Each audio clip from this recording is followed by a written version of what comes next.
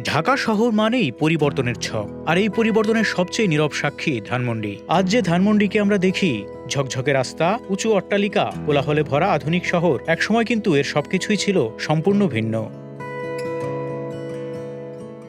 একসময় এখানে ছিল ধানক্ষেত, জলাশয় আর নিরিবিলি গ্রাম। আর সেই ধানের ইতিহাস থেকেই জন্ম নেয় ধানমন্ডি নামটি। ধান অর্থ উর্বর জমি, আর মন্ডি মানে বাজার। মুঘল আমলে এখানেই ছিল ধান বেচা কেনার বিশাল আড়ত। কৃষকরা নদীপথে ধান এনে তুলত এই এলাকায়, আর লেনদেনে জমে উঠত ব্যবসা। তাই জায়গাটির নাম হয় ধানের মন্ডি, অর্থাৎ ধানমন্ডি।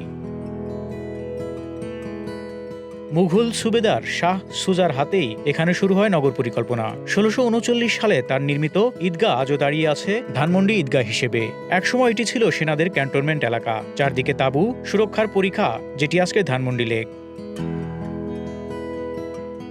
ব্রিটিশ যুগেও ধানমন্ডি ছিল শান্ত, বিস্তৃত, কৃষি নির্ভর এলাকা। শহরের ভিড় তখনও ছুঁতে পারেনি। ১৯৪৯ সালে পাকিস্তান সরকার সিদ্ধান্ত নেয় এখানে তৈরি হবে ঢাকার প্রথম পরিকল্পিত আবাসিক এলাকা। শুরু হয় জমি অধিগ্রহণ, রাস্তা নির্মাণ, প্লট বিভাজন। প্রতিটি প্লট ছিল ১ বিঘা। নিচু বাড়ি, সামনে বাগান, প্রশস্ত বারান্দা আর খোলা জায়গায় ভরা সেই ধানমন্ডি ৭০ ও ৮০ দশকে হয়ে ওঠে ঢাকার সবচেয়ে নিরিবিলি, অভিজাত ও শান্ত এলাকা।